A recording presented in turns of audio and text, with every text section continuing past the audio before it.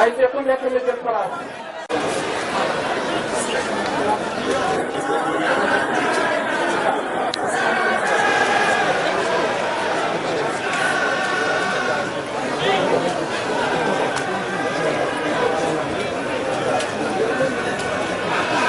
di wax salaamaaleykum wa rahmatullahi taala wa barakatuh ki ngeen di seen moo di Baye Cheikh Buntin Abou Rijal di borom Ndar ak Pambal di siyaar si sang maam Cheikh Amar Ndiour nekk loo xamante ne bii si ñetti fan weeru koor la ci lañ jàmbe doon rasul kon nag kilin ba kaay de jànge ko noonu nga xamee ne noonu la ko demee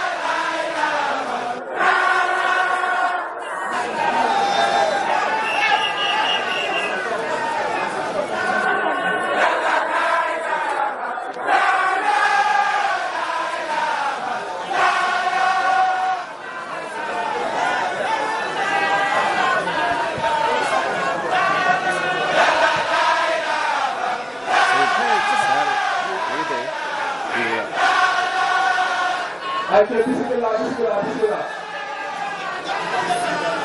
Bismillah.